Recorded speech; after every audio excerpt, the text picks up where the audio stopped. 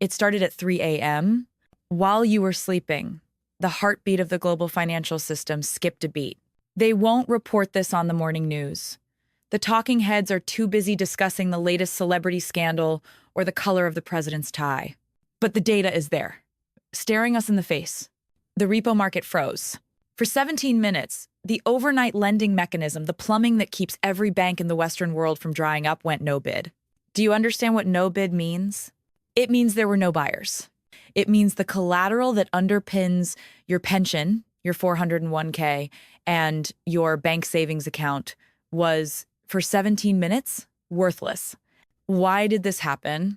Because the Fed put is dead. For 40 years, the market operated on a single unspoken guarantee. If things break, the Federal Reserve will print money to fix it. If the stock market crashes, Daddy Fed cuts rates. If the banks gamble and lose, the printer goes brr. That guarantee expired this morning. We have received confirmation from inside the Beltway. The Department of Justice has opened a criminal investigation into the chair of the Federal Reserve. They claim it's about a $2.5 billion renovation scandal. They claim it's about mismanagement. Don't be naive. This is not about renovations. This is a political hit. This is a regime change in the mechanics of money itself. The moment the Department of Justice weaponized the legal system against the central bank, the independence of the Fed evaporated. The markets smelled blood instantly. That is why the repo market froze. The banks know that there is no longer a lender of last resort. There is only a political target. And when the lender of last resort is handcuffed, who bails out the system? Nobody. The math has finally arrived. And the math is ugly. They will tell you this is a technical glitch. They will say the market fundamentals are strong. They are lying. They are lying to keep you in the burning theater while they sneak out the back exit. Look at the bond market. The treasury yields are whipping around like a down power line in a hurricane. Why? Because the world has stopped buying our debt. China knows. The Saudis know. They watched the United States confiscate sovereign assets. They watched us weaponize the dollar. And now they watch us eat our own central bankers. So they are dumping the dollar. And what happens when the world dumps the dollar? Those dollars come home. And when they come home, they don't buy bonds. They buy everything else. They buy your food. They buy your gas. They buy the lumber for your house. This is not inflation. Stop using their words. Inflation implies a natural expansion. This is not natural. This is currency debasement. This is the deliberate destruction of your purchasing power to pay for debts that can never be repaid. They call it quantitative easing. I call it theft. Let's look at the reality of your life right now. Forget the CPI. The CPI is a lie wrapped in a statistic inside a fraud. They tell you inflation is 3%. Go to the grocery store.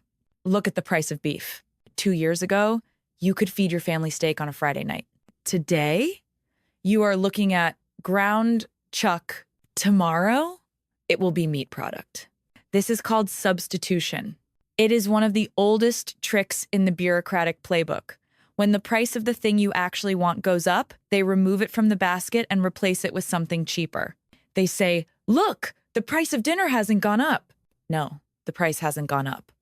But the dinner has changed. They have replaced the protein with filler.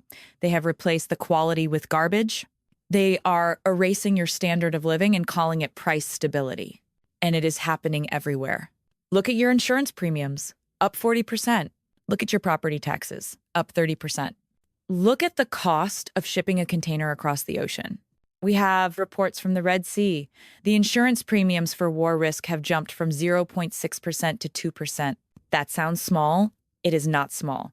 It is a 300% increase in the cost of risk. Shipping companies are adding peak season surcharges in January. There is no peak season in January. That is code for the supply chain is broken.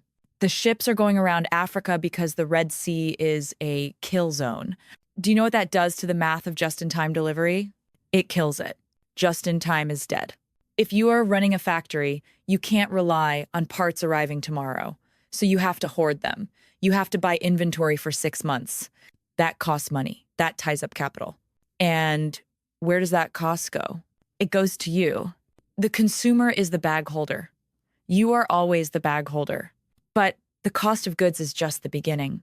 Let's talk about the real tragedy. Let's talk about the promise they made to you. The promise was simple. Go to school, get a job, save your money in a 401k, and when you are 65, you can retire. That promise is a mathematical impossibility. The 60 over 40 portfolio, 60% stocks, 40% bonds is dead. Bonds are supposed to be the safe part. Bonds are supposed to protect you when stocks go down. But when the government is insolvent, bonds are not risk-free return. They are return-free risk. They are certificates of guaranteed confiscation.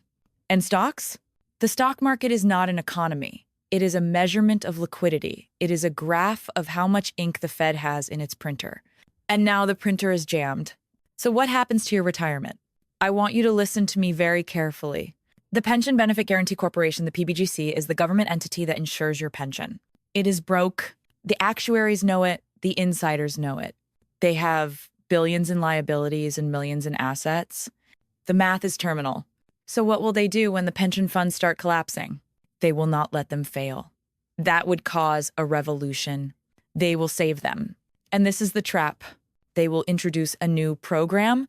They will give it a patriotic name, maybe the Guaranteed Retirement Account or the American Security Fund. They will say, the private market is too volatile. It's too dangerous for your nest egg. We will protect you. They will offer to swap your 401k assets, your stocks, your bonds, your real money for a government-guaranteed annuity. They will nationalize your retirement savings. They will take the principal to pay off their national debt, and they will give you a trickle of worthless fiat currency until you die. It is coming, and they will sell it as compassion. They will say it is for the safety of the elderly. Beware of bureaucrats bearing gifts. Beware of governments offering safety, because the cost of that safety is your freedom. And then comes the means testing. This is the second pincer of the trap. Social Security is running out of money. We all know this. The Ponzi scheme is reaching its final stage. There are not enough new workers to pay for the old retirees. So they have two choices, print money or cut benefits. If they cut benefits, they lose the election. If they print money, they destroy the currency. So they will do a third thing. They will change the rules. They will say, Social Security is a safety net, not a handout for the rich. They will ask, do you have a 401k? Do you own your home? Do you have gold or silver?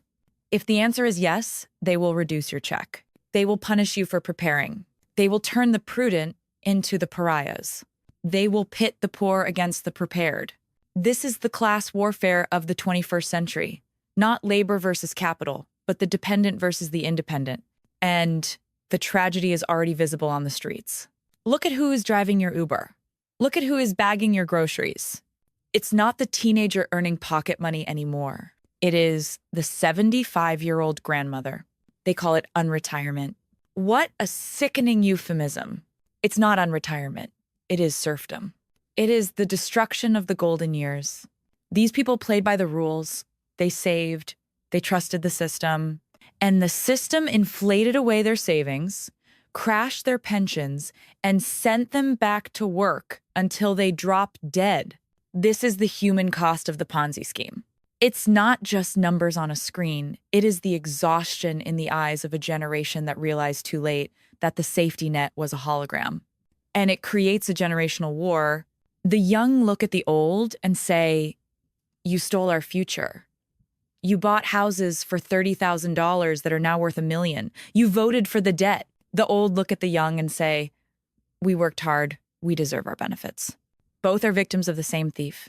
The thief is the fiat currency system. The thief is the unbacked dollar. So what is the exit? Where is the door? The door is not in the stock market. The door is not in Bitcoin ETFs that are controlled by BlackRock. The door is in physics. You cannot print silver. You cannot print gold. You can print a paper contract that says it is silver. You can print a digital token that claims to be gold, but you cannot print the element itself. And right now, the physical market is screaming. We are seeing a total disconnect between the paper price and the physical price. On the COMEX, the price is managed. It is suppressed. It is painted. But try to buy physical metal in volume. The premiums are exploding. The delays are mounting. Because the smart money is leaving the casino, We have reports that major banks, the ones who have manipulated these markets for decades, are running for the exits. Rumors are swirling about Scotia Macata, rumors about Morgan Stanley. They are liquidating short positions. They are getting out of the paper game because they know the physical squeeze is coming. Mexico's running out of ore. The biggest silver producer in the world is hitting a geological wall. Newmont's Peñasquito mine suspended. Strikes, blockades. Peru is burning. The mining corridor is blocked by angry locals who realize their resources are being stolen for pennies. China is locking the gates. As of January 1st, new export licenses have effectively trapped 65% of their silver supply inside the country. They are keeping the metal. They are sending us the plastic toasters and the polyester shirts. We get the landfill. They get the strategic assets. Do the math. We need silver for everything. You can't have a solar panel without it. You can't have an electric car without it. You can't have a Tomahawk missile without it. Our entire digital green military industrial complex runs on silver. And we are running out. Above ground stocks are depleting. Mines are failing. And the price is still stuck in the 90 seconds. This is the greatest mispricing in history. It is a coiled spring being held down by a paper finger. And that finger is breaking. When the Fed put dies, the paper manipulation dies with it. When the liquidity dries up in the repo market, the leverage that holds down the gold and silver price evaporates. And then we see the true price. We see the physical reality. Silver is not just a metal. It is an antidote. It is an antidote to their lies. It is an antidote to their debt. It is the only financial asset that has no counterparty risk. If you hold a bond, you depend on the government to pay. If you hold a stock, you depend on the company to profit. If you hold a dollar, you depend on the Fed not to print. If you hold silver, you depend on nobody. It is yours. It is matter. It is physics. It reprices your labor. Think about that. You work hard. You trade your hours, your sweat, your life for these pieces of paper. And every day, those pieces of paper leak value. Every day, your labor is stolen from you. Retroactively. Silver stores your labor. It freezes your effort and time, immune to the printer, immune to the politician, immune to the crash, but you must hold it. If you can't touch it, you don't own it. If it's in a vault in London, it's not yours. If it's in an ETF, it's not yours. Get it in your hand. Get it in your house. And speaking of your house, the era of the nuclear family is over. The idea that every 18-year-old should move out and get their own apartment and their own debt is a luxury of a high-energy, low-inflation era. That era is gone. We need to return to the multi-generational household. Grandparents, parents, children, under one roof. Sharing resources, sharing expenses, sharing security. This is how humans survived for thousands of years. This is how we will survive the coming storm. The government wants you atomized. They want you lonely. They want you separated, paying 3 electric bills, 3 internet bills, 3 mortgages. Rebel against that. Consolidate. Bring your family together. Because when the pension check doesn't come, or when the check comes but it only buys a loaf of bread, you will need each other. The government has failed you. The Fed has failed you. The financial advisors have failed you. But you must not fail your family. You have the intel. You have the warning.